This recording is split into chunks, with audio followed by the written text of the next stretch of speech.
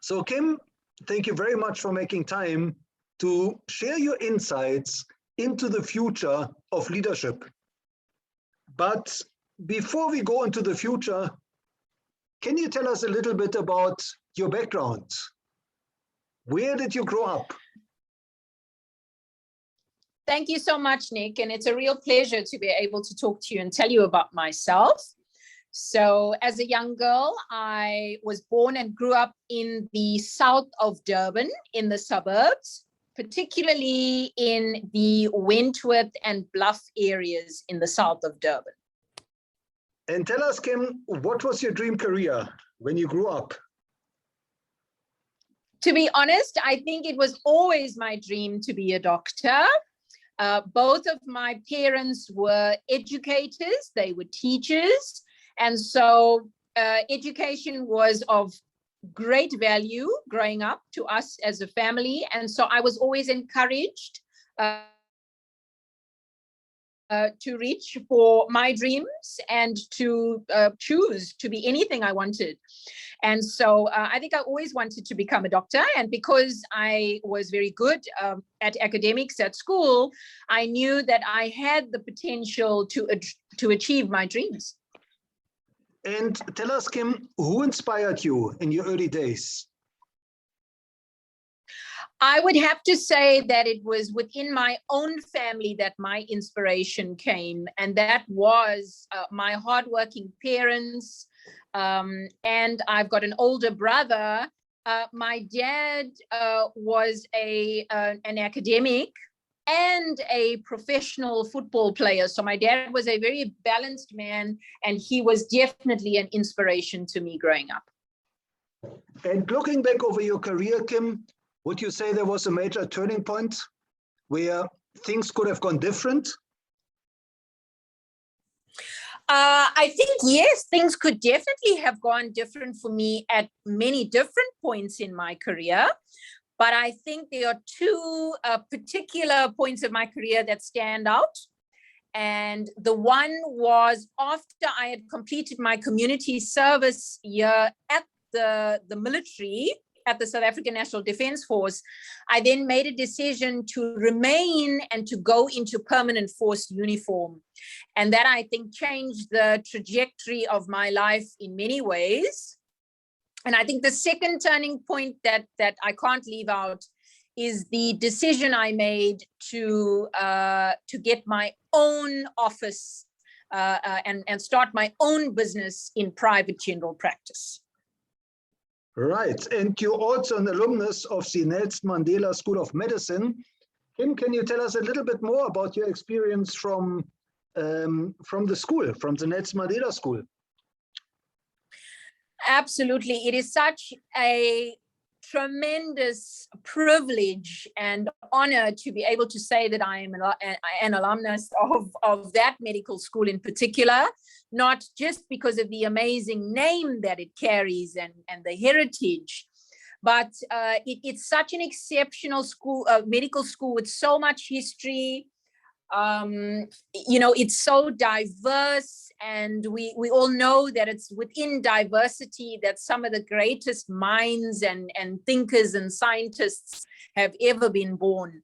So it was a wonderful 6 years that I spent in such a strong, culturally and diverse environment of learning.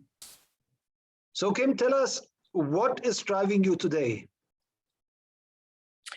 Well, one of the main things that drives me today is my daughter and my desire to be an example of balance and absolute success for her and to her. I think I also just have an inherent desire to break society's molds and to achieve new heights in almost everything I do. So that desire, I think I feel blessed to have that inherently in me, and innovation and to challenge myself, especially for other women to draw inspiration from. I think that really drives me. Now, Kim, looking into the future, and I know it's a big question, but what does the future of leadership mean to you? I think that's a huge question, but I'm also quite honored to answer that question. And I think the future of leadership to me is female, Nick. Yeah. But but if I had to sort of, really explain what I mean by that, I think that the future of leadership to me is a collection of ideas and values and more so actions that people who influence the world or any organization or group share. And the future of leadership to me is also a space where ideas and actions align to produce optimum outcomes from the people that are being led.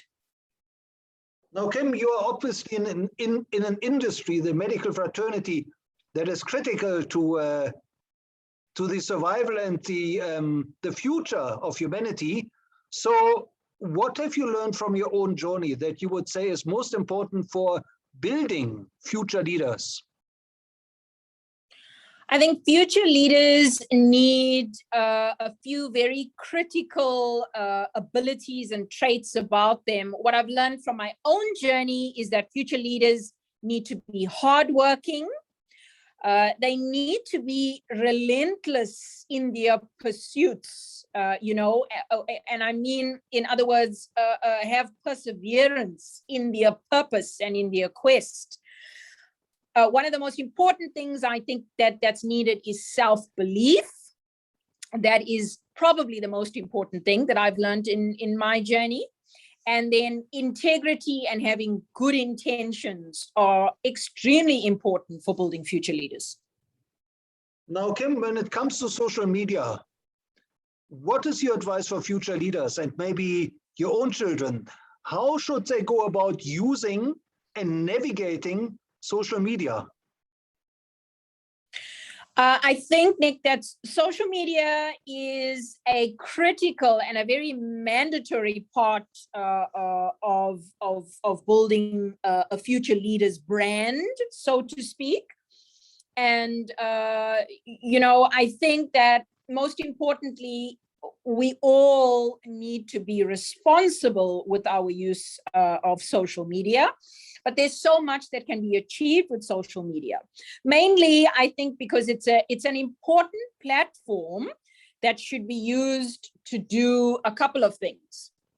The first one, I think, is that it's a great place to market one's skills and one's business, especially visually, as well as with text or words, The other thing is that it allows people to also to see your human side visually as well, and again with words, and you can express your personality so that people can relate to you more.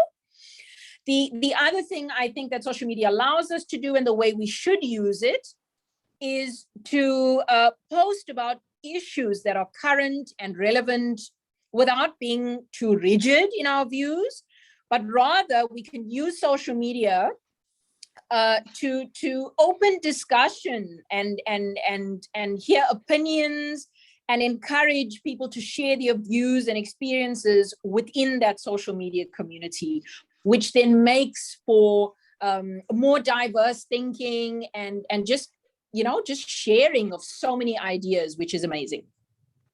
Thank you, Kim. And tell us, what is your advice for future leaders when it comes to challenges?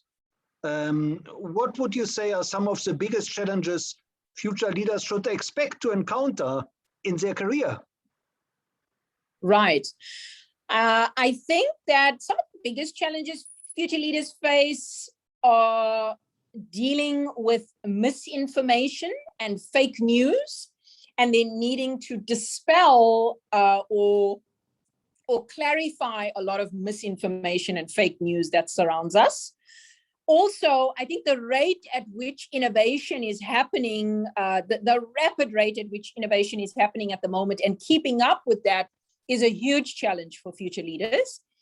I think that emotional challenges that we all face as well are a big challenge to future leaders, and how future leaders maintain the people that they are leading's morale is a great challenge to them. And then overcoming resistance to change and continuously motivating people to keep up with change is another big challenge for future leaders, I believe. And Kim, if you were to design a curriculum for future leaders, what are some of the new skills you would want to factor in? The first and probably the most important one would have to be technology and technological skills for the people in any kind of team, whether it's the leader or the people being led. I think technological skills are just so critical. And then social media and influencing skills are just part of the new age and just part of a modern future leaders' repertoire of skills. Emotional intelligence is a skill that every single one of us, I believe, needs to develop ourselves in. Strategy and strategic thinking and action, how to strategically think and react and respond to problems, also I believe is an incredible skill that's needed. And then which goes hand in hand, I think, with decisiveness and good decision making. Now, Kim, as a mentor to future leaders, can you maybe share a success story from your own community?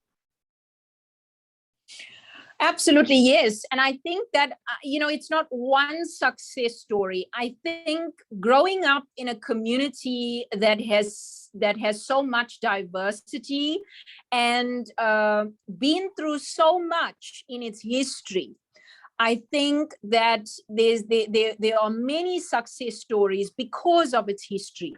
In particular, there are many young people who grow up within the community that I grew up in, who are born into situations where, the chances of them succeeding in life are just really, really, really slim.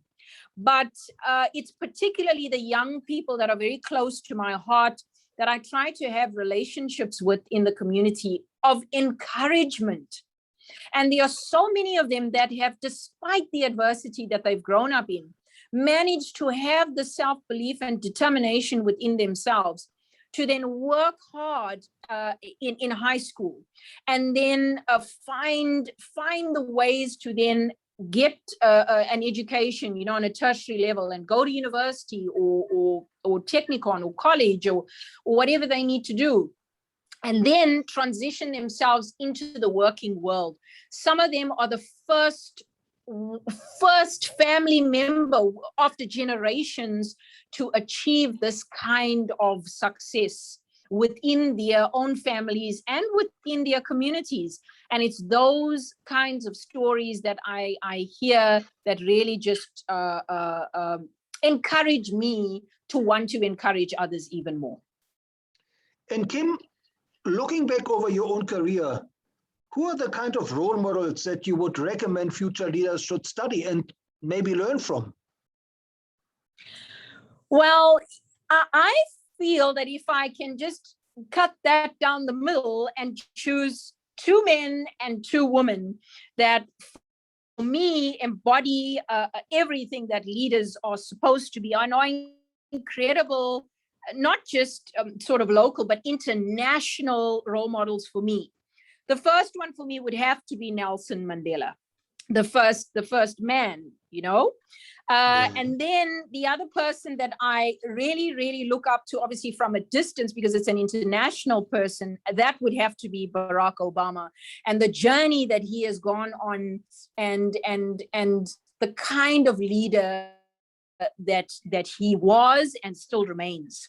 And then most importantly to me, the 2 women that I look up to, again, are 2 international women, but I'm just so amazed by what they've done with their careers. The one is Michelle Obama, and then my absolute favorite would have to be, as an athlete myself, somebody I look up to, that's Serena Williams. I mean, she to me embodies everything that a strong woman should be. And I think what's great about each one of these people is that the level of self-belief that they carry, how purpose-driven they are, and the constant desire for greatness that they either had or still have now. And I think the impact that these kind of people leave, it's greater than just what they do. It's so much more than what just their jobs were or what their roles were. The impact is just so great. Now, Kim, how can our listeners connect with you, and where should they follow you? So our listeners can connect with me on various platforms, and I have a LinkedIn profile, a professional profile on LinkedIn, and that's under my name, Dr. Kim Bishop. I am quite active on social media as well. I do have a Facebook profile. The social media platform that I am most active on is Instagram. And so my Instagram handle there is Dr._Kim_Bish, B-I-S-H. And that Instagram profile is where I blend my professional and personal profiles. That's why I find it the most enjoyable, because it is a true reflection of me as a person on the whole, and where I engage with the social media community the most. Now, Kim, last but not least, what is your message to the millions of kids out there who are thinking about the future, who are pondering their career? What would you say to them, maybe about thinking about the medical career? I would encourage them to want to make an impact in this world by pursuing a medical career, most definitely. We need more young people to want to be a part of the medical fraternity on various levels, and a career as any medical professional, I believe, can be one of the most rewarding and self-gratifying careers that one could ever have. One thing I would love to impart to young people or people, still on their career paths, is that I'm all about self-belief, and I'm all about encouraging people to believe in themselves and their own capabilities. I think that without believing in oneself, there's not much that one can push themselves to achieve their highest potential. But with self-belief, and particularly belief in one's abilities, makes not just for a great person, but a great leader, is somebody with self-belief and confidence. Thank you so much, Kim, for sharing your insights into the future of leadership and reminding us that self-belief is so important, especially today. It's my absolute pleasure, Nick. It's my pleasure to be able to impart this kind of encouragement, particularly to young people and future leaders.